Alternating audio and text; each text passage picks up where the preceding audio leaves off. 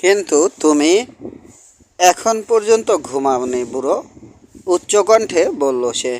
একটা অর্ধেক বেলা আর একটা রাত গেল, তারপর এখন আর একটা দিন যাচ্ছে, অথচ তুমি ঘুমাওনি। মাসটা যদি শান্ত আর স্বাভাবিক থাকে, একটা কোনো উপায় ঠাউরে তোমার একটু ঘুমিয়ে নেওয়া উচিত। না ঘুমালে তোমার বুদ্ধি ঘোলা হয়ে যেতে পারে। আমার মাথা বেশ সাপ আছে, ভাবল সে। যথেষ্ট সাপ, ওই নক্ষত্রগুলোর মতো। যারা আমার ভাই তাদের মতোই ঝকঝকে পরিষ্কার রয়েছি আমি। তবু ঘুমাতে আমাকে হবেই। ওরা ঘুমায়, চাঁদ এবং সূর্য ঘুমায়, এবং এমনকি কোনো কোনো দিন যখন কোনো বাতাস থাকে না, চারদিকে থাকে নিস্তরঙ্গ শান্ত, সেদিন সমুদ্রও ঘুমায়। যাই হোক, ঘুমানোর কথাটা মনে রেখো, নিজেকে বলে রাখলো ও। দড়িটার ব্যাপারে একটা সহজ আর নিশ্চিন্ত উপায় বের করে নিজেকে বাধ্য করো ঘুমাতে। এবার উঠে বসে ডলফিনটা কুটে নাও। তবে তোমাকে যদি একান্তই ঘুমাতে হয়, বাড়তি তার সৃষ্টি বাড়তি ভার সৃষ্টি করার জন্য দাঁড় নামানোটা কিন্তু বিপজ্জনক হতে পারে। ঘুম ছাড়াও চলতে পারবো আমি, নিজেকে বলল সে, তবে সেটা আরও বিপজ্জনক হবে। সাবধানে হামাগুড়ি দিয়ে, যাতে মাছের দড়িটা একটুও ঝাঁকি না খায়। এভাবে ও পেছনের গলইয়ে এলো। মাছটা নিজেই হয়তো এখন তন্দাছন্ন, ভাবল সে, কিন্তু আমি চাই না ও বিশ্রাম নিক। না মরা পর্যন্ত ওর দড়ি টেনে যাওয়ার প্রয়োজন আছে। গলইয়ে এসে ঘুরে বাঁ হাত দিয়ে কাঁধের উপর রাখা বড়শির দড়ির টান সামলালো ও। তারপর ডান হাতে ব্যাগ থেকে খাপ থেকে বের করলো ছুরিটা। তারাগুলো এখন জ্বলজ্বল করছে, এবং ওই আলোয় ডলফিনটা স্পষ্ট দেখতে পেল সে, এবং ছুরির ফলাটা ওর মাথায় গেঁথে গলুইয়ের নিচ থেকে ওকে বের করে আনলো টেনে। পা দিয়ে মাছটা চেপে ধরল ও। তারপর ঝট করে পেট থেকে নিচের চোয়ালের গোড়া পর্যন্ত চিরে ফেলল। এবার ছুরিটা নামিয়ে রেখে পেটটা ফাঁক করে ওর নাড়ি ভুড়ি আর পটকা টেনে বের করলো। পাকস্থলীটা ভারী আর পিচ্ছিল ঠেকলো ওর হাতে। ছুরি দিয়ে ওটা কাটলো সে।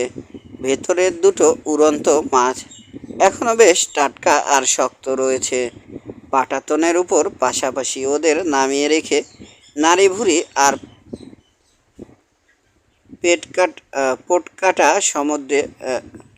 পটকাটা সমুদ্রে ফেলে দিল সে। ফসফরাসের সামান্য বুদবুদ তুলে ওগুলো তলিয়ে গেল পানির নিচে। হিম একটা ডলফিন এখন পড়ে আছে পাটাতনের উপর। নক্ষত্রের আলোয় কুষ্ঠরোগের মতো ফ্যাকাশে সাদা দেখাচ্ছে। ডান পা দিয়ে মাছটার মাথা চেপে ধরে ওর এক পাশের চামড়া ছাড়িয়ে ফেলল বুড়ো। তারপর ওটাকে উল্টে দিল সে, এবং এপাশের চামড়াও ছাড়িয়ে মাথা আর লেজের অংশটা বাদ দিল কেটে। অবশিষ্ট মাছটা নৌকা থেকে ফেলে দিল সে। তারপর মুখ বাড়িয়ে দেখল কোনো ঘূর্ণি চোখে পড়ে কিনা, কিন্তু ফসফরাসের আলো ছাড়া কিছুই দেখতে পেল না। ধীরে ধীরে ডুবে যাচ্ছে মাছটা। এবার ঘুরে কোটা মাছের টুকরো দুটোর ভেতর উড়ন্ত মাছ দুটো রেখে ছুরিটা আবার খাপে পড়ল। তারপরে ধীরে ধীরে ফিরে এলো সামনের গলইয়ে। বড়শির দড়ির ভারে বাঁকা হয়ে আছে ওর পিঠ, ডান হাতে মাছটা ধরা। গলইতে ফিরে এসে কোটা মাছের ফালি দুটো পাটাতনের উপর নামিয়ে রাখলো, আর তার পাশে উড়ন্ত মাছ। এরপর দড়িটা ও কাঁধের নতুন এক জায়গা স্থাপন করলো, এবং আবার বা হাতটা গলইয়ের কিনারে ঠেকিয়ে ধরলো ওটা। তারপর ঝুঁকে পড়ে মাছগুলো ধুয়ে নিল পানিতে আর সেই সাথে হাতের ছোঁয়ায় চোতের বেগ বোঝার চেষ্টা করলো। মাছ কোটার সময় ওর হাতে ফসফরাস লেগে গিয়েছিল। তার আলোয় এবার চোতের গতি লক্ষ্য করলো। পানির গতি এখন অনেক কম। তারপর ও যখন ডিঙির গায়ে ঘষে ঘষে হাত সাফ করতে শুরু করলো, ফসফরাসের গুঁড়োগুলো ভাসতে ভাসতে ধীরে ধীরে চলে গেল পেছনের দিকে। ও বোধহয় ক্লান্ত হয়ে পড়েছে, নয়তো জিরোচ্ছে। বুড়ো বলল, এই ফাঁকে খেয়ে নিই ডলফিনটা, তারপর একটু বিশ্রাম আর ঘুম। ক্রমশ বাড়ছে ঠান্ডা। নক্ষত্র খচিত আকাশে নেমেছে ডলফিনের একটা ফালির অর্ধেকটা আর একটা উড়ন্ত মাছ কুটে মাথা বাদ দিয়ে খেয়ে ফেললো ও। রান্না ডলফিন খেতে কত মজা বলল সে, অথচ কাঁচা অবস্থায় একদম বাজে। আর কখনো নুন বা লেবু না দিয়ে নৌকায় আর কখনো নুন বা লেবু না নিয়ে নৌকায় উঠবো না আমি। আমার যদি একটু বুদ্ধি থাকতো, সারাদিন সামনের গলইয়ে পানি ছিটাতাম আমি, তাহলে শুকিয়ে লবণ হয়ে যেত ওটা, ভাবল সে। অবশ্য প্রায় সূর্য অস্তের মুখে ডলফিনটা ধরেছি, তবু পুরো ব্যাপারটায় যে প্রস্তুতির অভাব আছে স্বীকার না করে উপায় নেই। তবে ভালো করেই মাছটা চিবিয়েছি আমি, আর বমিও করিনি। পূব আকাশে মেঘ ঘনাতে শুরু করেছে। ওরা চেনা তারাগুলো হারিয়ে গেল একের পর এক। ওর চেনা তারাগুলো হারিয়ে গেল একের পর এক। এখন মনে হচ্ছে ও যেন মেঘের বিশাল একটা খাদের ভিতর দিয়ে যাচ্ছে। হাওয়া পড়ে গেছে। 3-4 দিনের মধ্যে আবহাওয়া খারাপ হবে বলল ও। তবে আজ রাতে আর কাল কিছুই ঘটবে না। মাছটা শান্ত থাকতে থাকতে এই বেলা দড়িটা ঠিক করে ঘুমিয়ে নাও। বুড়ো ডান হাতে দড়িটা শক্ত করে ধরল ও। তারপর গোলইয়ের তক্তার উপর শরীরের সমস্ত ভার চাপিয়ে দিয়ে ডান উরুটা ঠেলে দিল ডান হাতের উপর। এবার দড়িটা পিঠের দিকে একটু নামিয়ে বা হাতে জড়িয়ে নিল। যতক্ষণ জড়ান রয়েছে আমার ডান হাত ধরে রাখতে পারবে দড়ি, ও ভাবল। আর যদি ঘুমের মধ্যে মুঠি আলগা হয়ে যায়, দড়িতে টান পড়লেই বাঁ হাত জাগিয়ে দেবে আমাকে। শুধু ডান হাতে সামলান কষ্টকর, কিন্তু ওই হাত কষ্ট সয়ে অভ্যস্ত। আমি যদি 20 মিনিট কি আধ ঘন্টাও ঘুমাতে পারি, তাও আমার জন্য ভালো। দড়ির উপর পুরো শরীরটা তুলে দিয়ে গুটিসুটি মেরে শুয়ে পড়ল ও। সমস্ত ভারটাই পড়ছে ডান হাতে। তারপর একসময় ঘুমিয়ে পড়ল। এবারে সিংহের স্বপ্ন দেখল না ও, দেখল শুশুকের বিশাল এক দল, 8-10 মাইল বিস্তৃত ঝাঁক, এবং দৃশ্যটা ওদের জোর বাঁধার মুহূর্ত। একবার লাফিয়ে উঠছে শূন্যে, তারপর আবার নেমে যাচ্ছে সেই গহ্বরে লাফ দেবার সময়ে যেটা সৃষ্টি করেছিল। তারপর ও দেখল গায়ে নিজের বিছানায় শুয়ে আছে। বাইরে ঝড়, আর ডান হাত অবশ হয়ে গেছে, কারণ মাথাটা বালিশের পরিবর্তে হাতের উপর রেখেছে সে। এরপরও দুর্বিস্তৃত হলুদ বালুচরের স্বপ্ন দেখতে শুরু করলো। দেখলো আবছা অন্ধকারে প্রথম সিংহটা বেরিয়ে এলো বালুচরের উপর, এবং তারপর সিংহের মিছিল। আর ও সন্ধ্যার খোলা সাগরের হাওয়ায় জাহাজের রেলিংয়ে চিবুক ঠেকিয়ে অপেক্ষা করছে আরও সিংহ দেখবার আশায়, এবং ওর হৃদয় আনন্দে উদ্বেল। চাঁদ উঠেছে বহুক্ষণ, কিন্তু ওর ঘুম ভাঙে না। মাছটা একলয়ে চেনে চলেছে দড়ি। নৌকা মনোদ্ধর গতিতে ভেসে যাচ্ছে মেঘের সুড়ঙ্গ পথের ভেতর দিয়ে। হঠাৎ মুখের কাছে ডান হাতের মুঠিটায় ঝটকা লাগতে ওর ঘুম ভেঙে গেল। চামড়া ছিঁড়ে দড়ি বেরিয়ে যাচ্ছে ডান হাতের ভেতর দিয়ে। বাঁ হাতে কোনো সাড়া নেই। ডান হাত দিয়েই দড়িটা চেপে ধরতে প্রাণপণ চেষ্টা করলো ও, কিন্তু পারল না। অবশেষে ওর বাঁ হাত খুঁজে পেল দড়ি এবং দড়িটার উপর চিত হয়ে শুয়ে পড়ল ও। এবার ওর পিঠ আর বাঁ হাত জ্বলছে দড়ির ঘষায়, তবু বাঁ হাতেই ওটা সামলাতে গিয়ে বিচ্ছিরিভাবে কেটে গেল খানিকটা। ঘাড় ফিরিয়ে দড়ির গোছার দিকে তাকালো ও স্বচ্ছন্দ গতিতে নেমে যাচ্ছে পানিতে। ঠিক ওই মুহূর্তে সাগরবক্ষ ভেদ করে মাছটা লাফিয়ে উঠল শূন্যে এবং তারপর ঝপাত করে পড়ল। তারপর আবার লাফিয়ে উঠল এবং আবারও দড়ি সরসর করে নেমে যাচ্ছে, তবু দুর্বার গতিতে ছুটে চলে নৌকা। আর ক্রমশ চাপ বাড়ায়, বুড়ো ছিঁড়ে যাওয়ার উপক্রম হলে ঢিল দেয় এবং আবার চেপে ধরে, আবার ঢিল দেয়।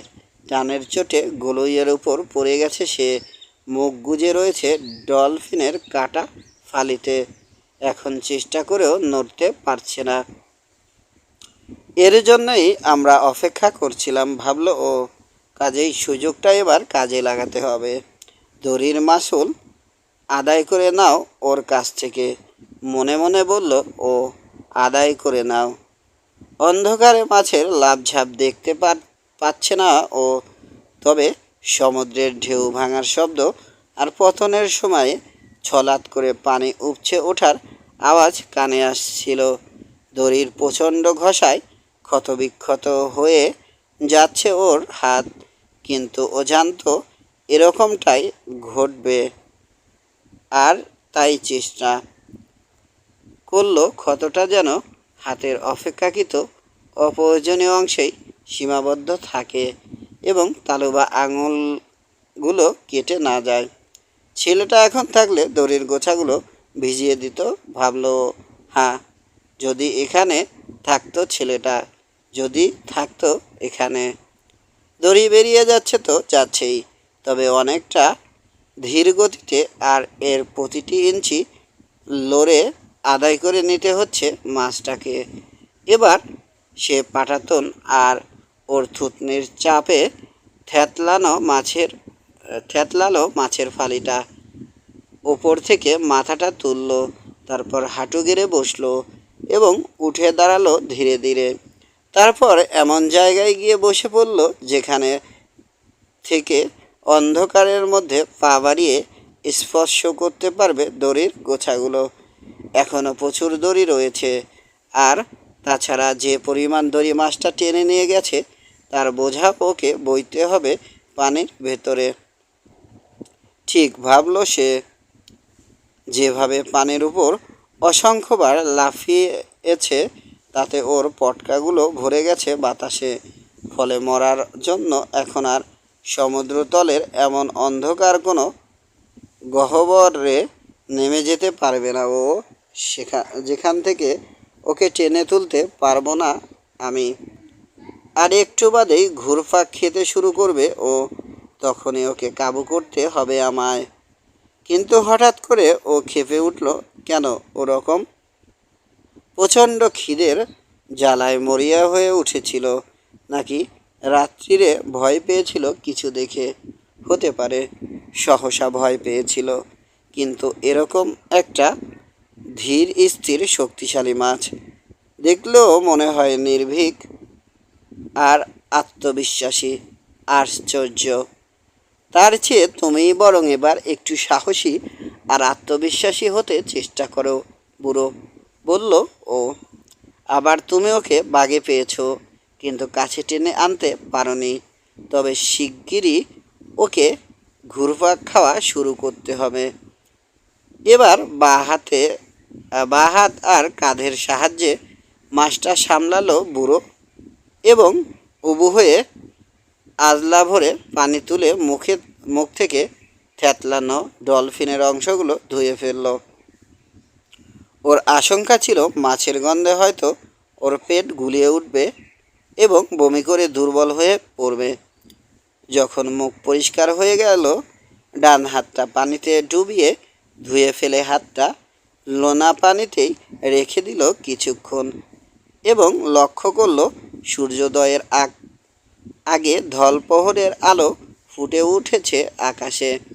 মাছটা এরকম পূব দিকেই চলছে, ভাবলো সে। মাছটা একরকম পূব দিকেই চলছে, ভাবলো সে। এর অর্থ ও অবসন্ন হয়ে পড়েছে এবং স্রোতের সাথে ভেসে যাচ্ছে।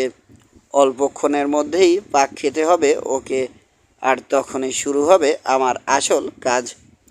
যখন সে বুঝতে পারল ডান হাতটা পর্যন্ত সময় রেখেছে পানিতে, তখন হাতখানা তুলে নিয়ে তাকালো ওটার দিকে।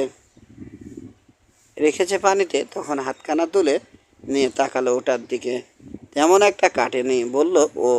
এরকম এক আধটু ব্যথায় পুরুষ মানুষ কাতর হয় না। এবার সাবধানে এমনভাবে দড়িটা ধরল ও, যেন আগের কোনো ক্ষতে ঘষা না লাগে ওটা।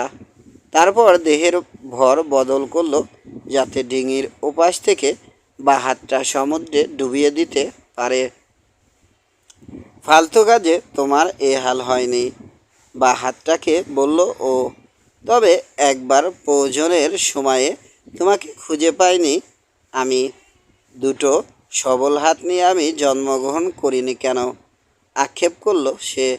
বোধহয় দোষটা আমারই। সব কিছুকে ভালোভাবে শেখাতে পারিনি আমি, কিন্তু খোদা সাক্ষী শেখার প্রচুর সুযোগ পেয়েছিল ও। অবশ্য রাতে একেবারে মন্দ কাজ করেনি, আর মাত্র একবারই অবশ হয়ে গিয়েছিল। তবে আবার যদি অসাড় হয়ে যায়, দড়িটা ওকে জন্মের মতো কেটে নিয়ে গেলেও আমি কিছু বলবো না।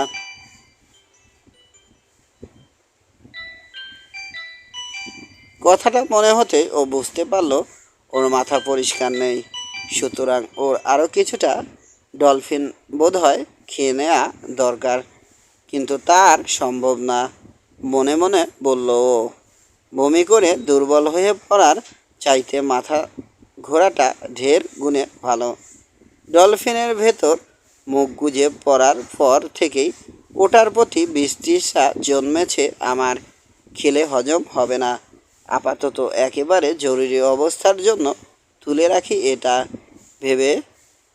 তবে পুষ্টির মাধ্যমে শক্তি সংগ্রহের সময় এখন আর নেই। তুমি একটা আস্ত মূর্খ, নিজেকে বলল ও। অবশিষ্ট উড়ন্ত মাছটা খেয়ে নাও। সামনেই পড়েছিল ওটা, পরিষ্কার আর কোটা বাছা। বা হাত দিয়ে তুলে মুখে পুরল ও। কাঁটাগুলো সাবধানে চিবিয়ে লেজ শুদ্ধ গোটা মাছটাই খেয়ে ফেলল।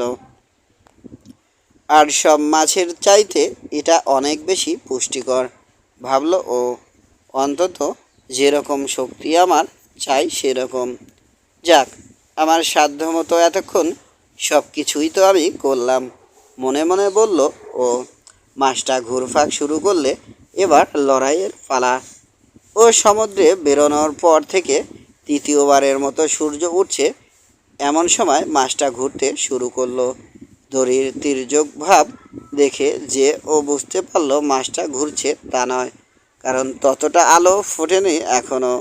কেবল টান টান দড়িতে মৃদু শৈথিল্যের আভাস পেল ও, এবং ডান হাত দিয়ে আস্তে আস্তে গোটাতে শুরু করলো দড়িটা।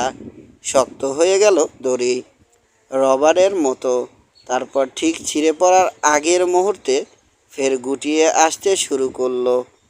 কাঁধ আর মাথাটা দড়ির নিচ থেকে সরিয়ে নিল সে, এবং এক নাগাড়ে অথচ ধীরে ধীরে ধীরে সুস্থে গোটাতে লাগলো। দোলনার মতো করে দুটো হাতই কাজে লাগালো ও, এবং দড়ি টানার সময় শরীর আর পা দুটো যথাসম্ভব ব্যবহার করতে চেষ্টা করলো। জানের তালে তালে সামনে পেছনে করছে ওর শীর্ণ দুটি পা আর কাঁধ। অনেকটা জায়গা জুড়ে পাক খাচ্ছে, বলল ও। যাক, তবু পাক খাচ্ছে। তারপর এক সময় বন্ধ হয়ে গেল দড়ি আসা। টান টান করে ধরে রইল ও। ভোরের সূর্যে দেখতে পাচ্ছে ফোঁটা ফোঁটা পানি ঝরছে ওটা থেকে। তারপর আবার বেরিয়ে যেতে শুরু করলো দড়ি, আর বুড়ো হাঁটু গেড়ে আর বুড়ো হাঁটু গেড়ে বসে মুঠিতে ঢিল দিতে অন্ধকার পানিতে সরসর করে গোঠানদরি ফিরে যেতে লাগলো। এখন ও বৃত্তের ওপাশে চক্কর মারছে। বলল সে যতটা সম্ভব ধরে রাখতে হবে আমাকে। ও ভাবল দড়ির টান ওর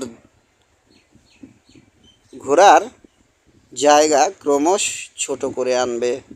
সম্ভবত আর ঘন্টাখানেকের মধ্যেই ওকে দেখতে পাবো আমি। তবে আগে বশ মানাতে হবে, তারপর বধ করব। কিন্তু মাছটা ধীরে ধীরে পাক খেয়ে চলে। 2 ঘন্টা পর ভীষণ ক্লান্ত হয়ে পড়ে পুরো, ঘামে ভিজে গেছে শরীর। তবে বৃত্তটা অনেক ছোট হয়ে এসেছে এখন। আর দড়ির ঢাল দেখে সে বুঝতে পারছে সাঁতরাতে সাঁতরাতে বেশ উপরে উঠে এসেছে মাছটা। প্রায় ঘন্টাখানেক হলো ঝাপসা হয়ে আসছে বুড়োর দৃষ্টি। লোনা ঘামে চোখ আর ভুরু ও কপালের ক্ষতগুলো জ্বালা করছে। দৃষ্টি ঝাপসা হয়ে গেছে বলে ততটা চিন্তিত নয় ও। যেরকম অমানসিক পরিশ্রমে বড়শি টানছে সে, তার জেরে অমনটা হওয়া স্বাভাবিক।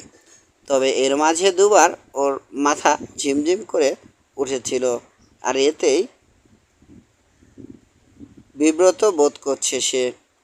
এরকম একটা মাছের কাছে হার মেনে মরতে রাজি নই আমি।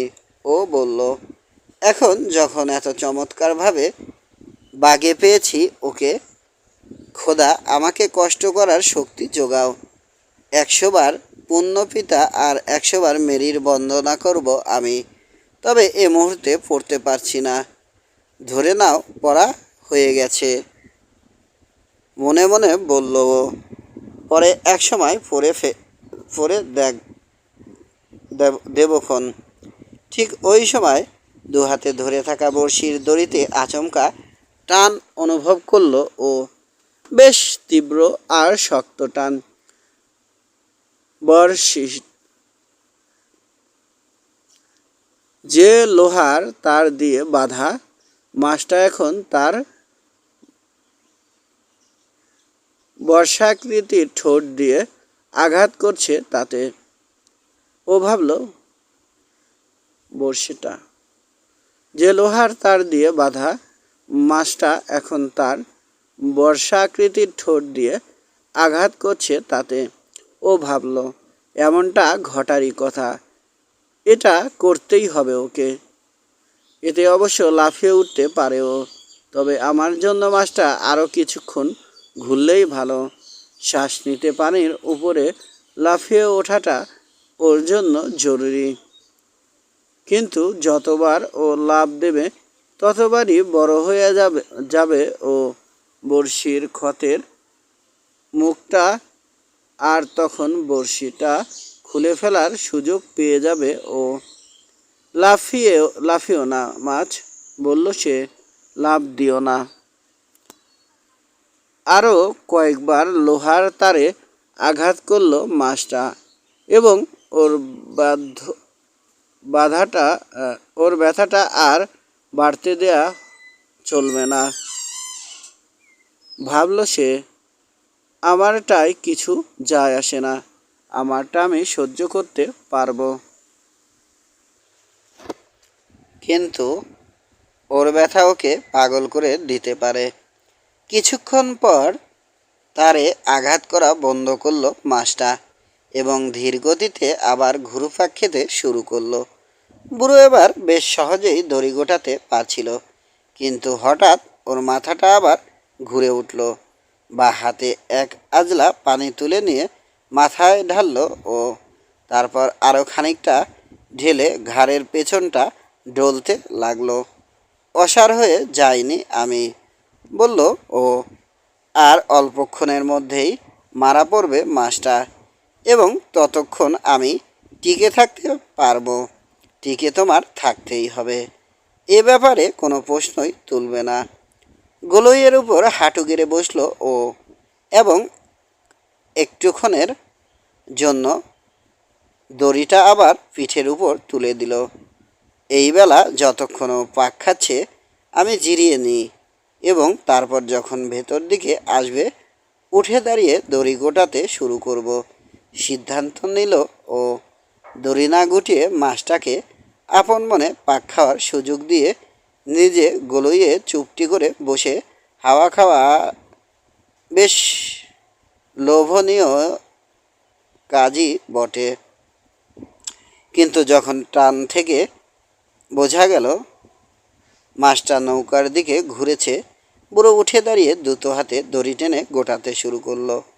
জীবনে এত কাহিল কখনো হইনি আমি, মনে মনে বলল সে। আর এখনই শুরু হয়েছে আয়ন বাউ, ভালোই হলো। এর ফলে ফিরবার পথে ওকে টেনে নিয়ে যেতে সুবিধেই হবে। এই বাতাসটা আমার খুব দরকার ছিল। আবার যখন ও বাইরের দিকে যাবে আমি বিশ্রাম নেব, বলল সে। এখন অনেকটা ভালো বোধ করছি। আর 2-3 পাক ঘুরলেই ওকে ধরে ফেলব। ওর মাথাটা ঘাড়ের কাছে ঝুলছে। দড়িতে টান পড়তেই ও বুঝতে পারে মাছটা বাইরের দিকে ঘুরে গেছে এবং গা এলিয়ে দেয় গলুইয়ের উপর। যাও, এবার তুমি পরিচম করো, মনে মনে বলল ও। ফেরার সময়ে আমি তোমাকে টেনে আনব। সমুদ্রে বেশ ঢেউ উঠেছে, তবে আবহাওয়াটা ভালো। বাড়ি ফেরার পথে ওই হাওয়া তার প্রয়োজন ছিল। দড়ির দক্ষিণ পশ্চিমে হাল ধরে থাকলেই হবে, বলল সে। সমুদ্রে মানুষ কখনো পথ হারায় না, আর তাছাড়া দ্বীপটাও যথেষ্ট বড়। তৃতীয় পাক দেবার সময় মাছটাকে প্রথম দেখতে পেল সে। একটা অন্ধকার ছায়ার মতো সে ওকে দেখতে পেল। ছায়াটা নৌকার তলা অতিক্রম করতে এত সময় নিল যে ওর বিশ্বাসই হতে চাইল না এত লম্বা হতে পারে ওটা। না, স্বগোক্তি করল সে, এত লম্বা ও হতেই পারে না, কিন্তু আসলেই সে অত বড়।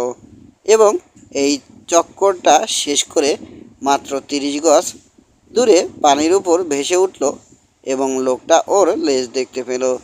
বিশাল একটা কাস্তের চাইতেও বড়, আর গাঢ় নীল পানির বুকে খুব হালকা নীল। দ্রুত বেগে ঘুরে যায় ও, এবং ঠিক পানির তলায় মাছটা সাঁতার কাটার সময় ওর বিরাট দেহ আর গায়ের লাল লাল ডোরা কাটা দাগগুলো চোখে পড়ল বুড়োর। ওর পিঠের পাখনাটা নানান, আর বুকের ডানা দুটো প্রসারিত। ওর পিঠের পাখনাটা নামান আর বুকের ডানা দুটো প্রসারিত। এবারে চক্করে মাছের চোখ দেখতে পেল বুড়ো। ওর দুপাশে দুটো ছাইরঙা রক্তচোষা মাছ সাঁতরে চলেছে। কখনো কখনো ওর গায়ের সঙ্গে সেটে যাচ্ছে ওরা, কখনো সরে যাচ্ছে, আবার কখনো বা সহজভাবে সাঁতার কাটছে ওর ছায়ায়। মাছ দুটো লম্বায় 3 ফুটের চেয়ে একটু বেশি, আর যখন দ্রুত গতিতে সাঁতরায় গোটা শরীরটা বাঁকিয়ে নেয় পাকাল মাছের মতো।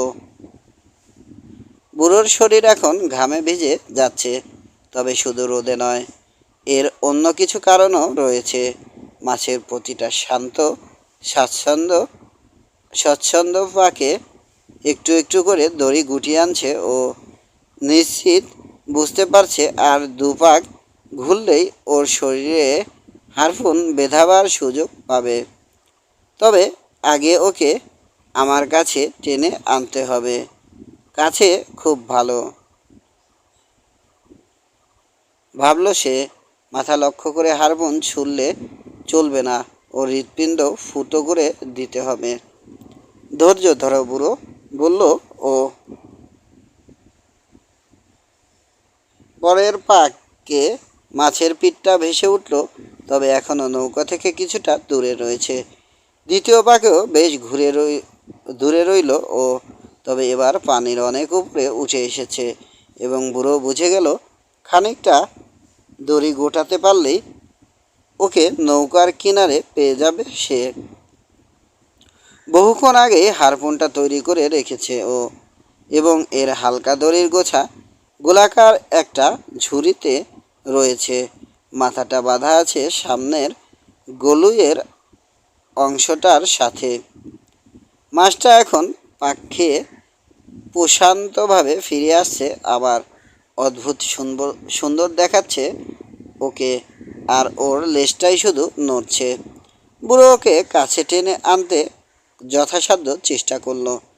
মুহূর্তের জন্য মাছটা ওর দিকে কাত হলো একটু, তারপর সোজা হয়ে ফের ঘুরতে শুরু করলো। ওকে কাবু করেছি আমি, বলল বুড়ো। কাবু করেছি তাহলে?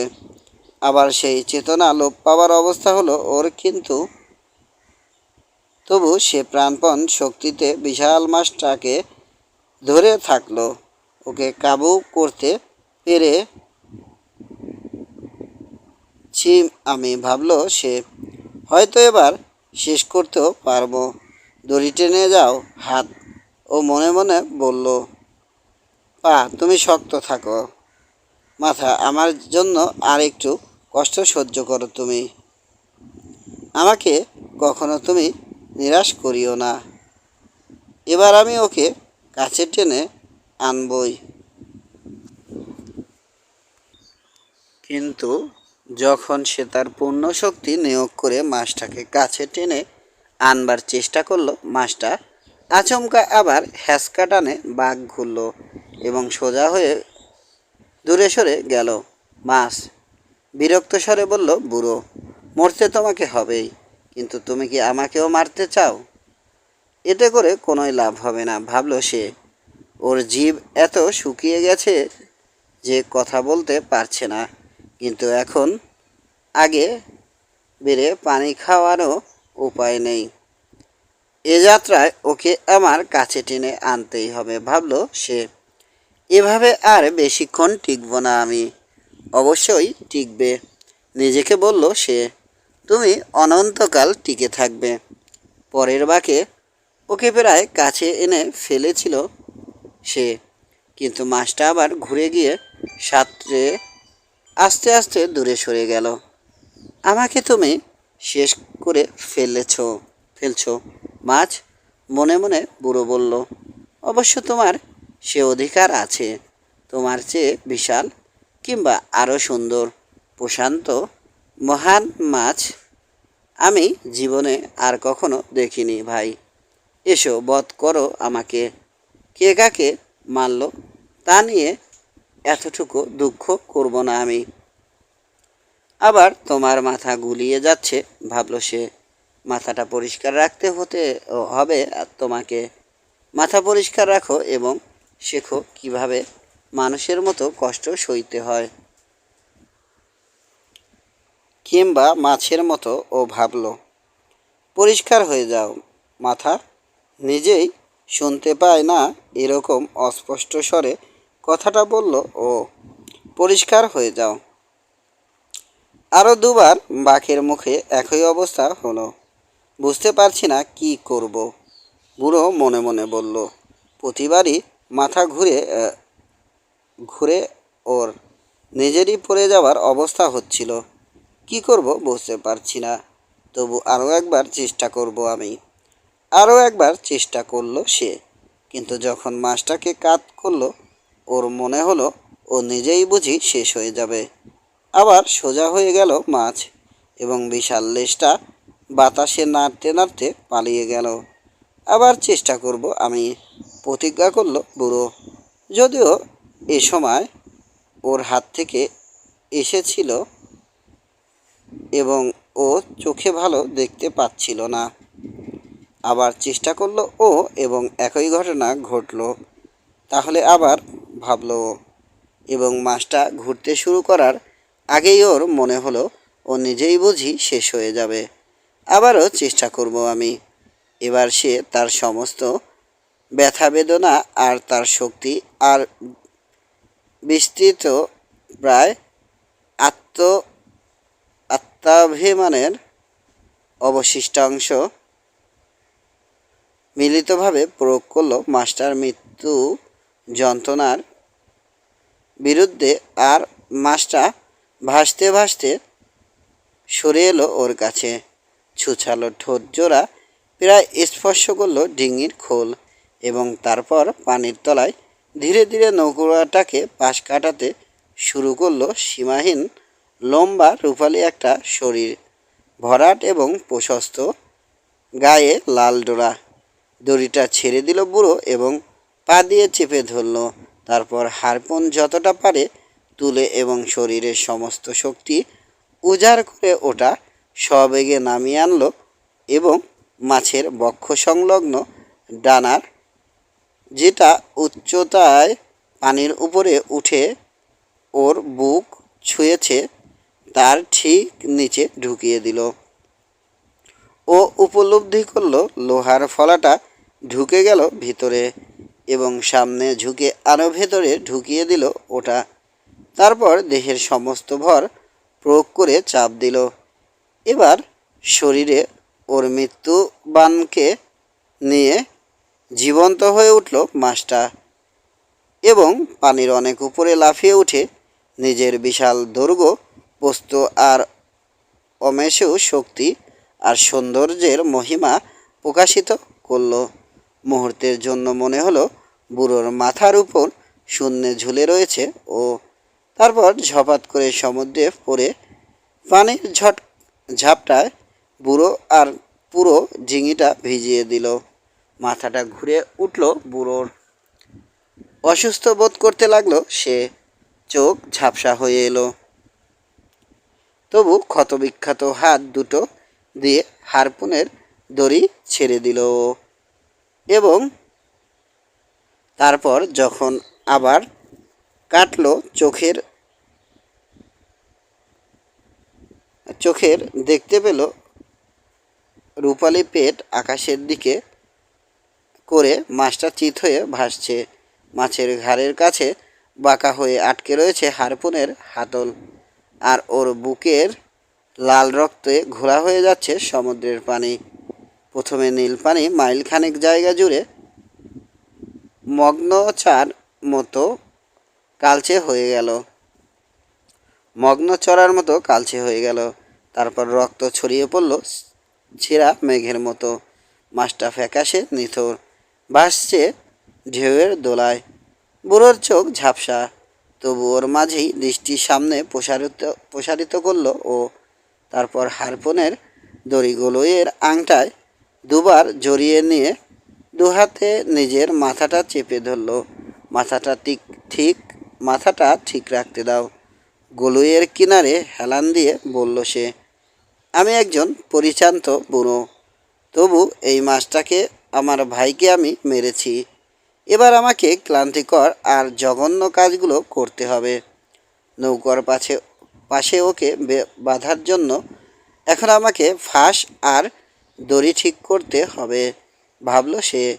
আমরা দুজনাই যদি থাকতাম আর ওকে তোলার জন্য নৌকাটা নিয়ে যেতাম ওর কাছে এবং তারপর দুজনে মিলেই দাঁড় বাইতাম, এই ডিঙিতে আটতো না ও। কাজেই আমাকে এবার তৈরি করতে হয় সব কিছু। তারপর ওকে টেনে এনে ভালো করে নৌকার সঙ্গে বেঁধে পাল খাটিয়ে বাড়ির পথে রওনা হব। মাছটাকেও নৌকার পাশে আনবার জন্য টানতে শুরু করলো, যাতে ওর কানকোর ভেতর দড়ি ঢুকিয়ে সেটা মুখ দিয়ে বের করে এনে মাথাটা সামনের গলুইয়ের সঙ্গে বাঁধতে পারে। ওকে দেখতে চাই আমি, ভাবল সে। স্পর্শ করতে চাই, উপলব্ধি করতে চাই। ও আমার সৌভাগ্য, সে ভাবল। তবে শুধু এজন্যই ওকে উপলব্ধি করতে চাই আমি।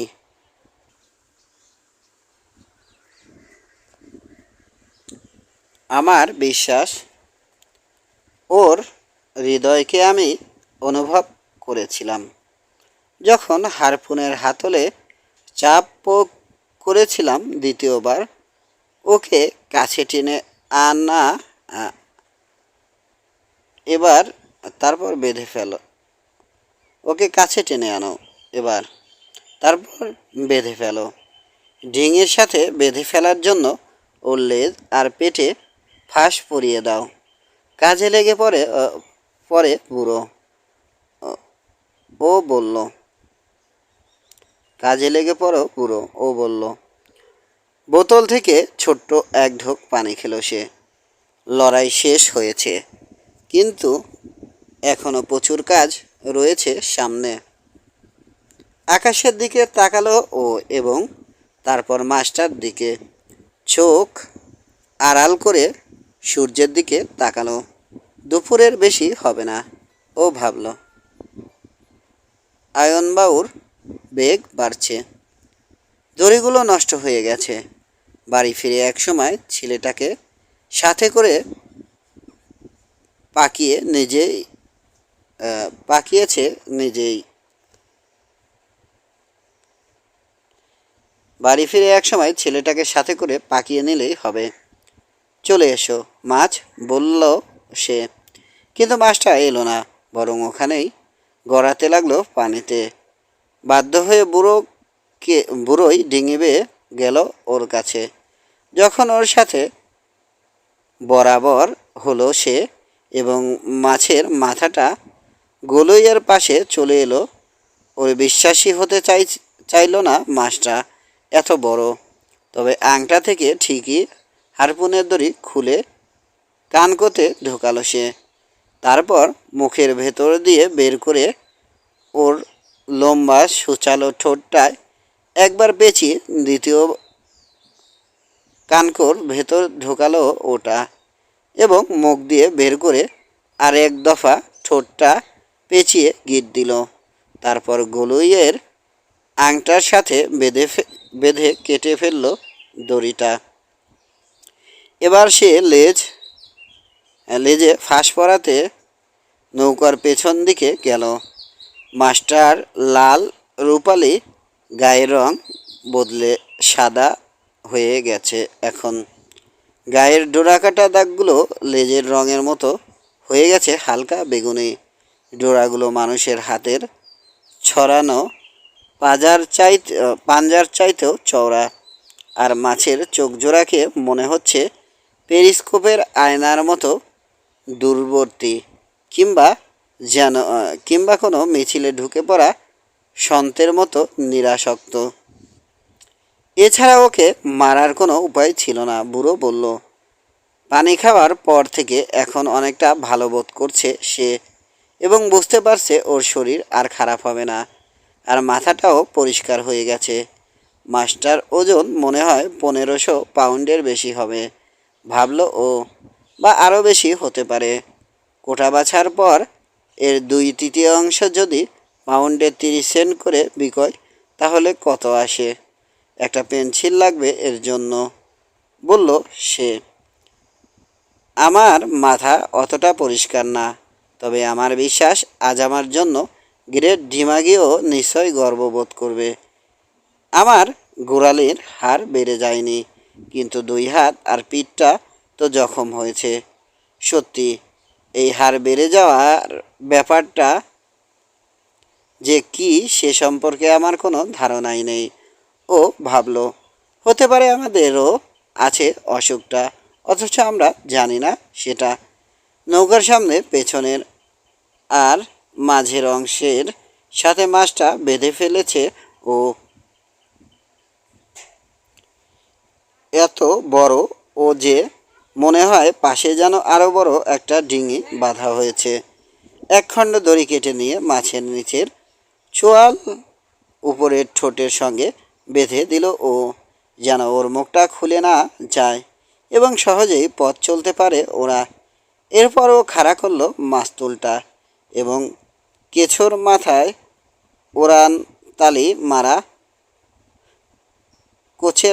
উড়ানতালি মারা পালে হাওয়া লাগতে নৌকা চলতে শুরু করলো। তারপরও পেছনের গলুইয়ে এসে অর্ধশোয়া অবস্থায় হাল ধরে দক্ষিণ পশ্চিমে রওনা হলো। দক্ষিণ পশ্চিম দিক নির্ণয় করতে ওর কোনো কম্পাস দরকার পড়ে না, কেবল আয়নবাবুর গতি আর পালের ফোলা অংশ দেখেই বুঝতে পারে। আমি বরং একটা ছোট বড়শি ফেলে চেষ্টা করে দেখি কিছু মেলে কিনা। খাওয়া যাবে, জিভটাও ভিজবে একটু। কিন্তু কোনো বড়শি খুঁজে পায় না ও, আর ওর সার্ডিনগুলো পচে গেছে।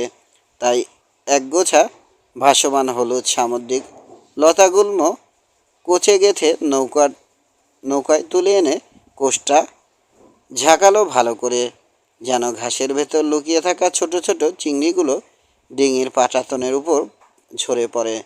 প্রায় গোটা 12 মাছ ছিল ওর ভেতর। পাটাতনের উপর পড়ে বেলে পোকার মতো লাফাতে লাগলো ওগুলো।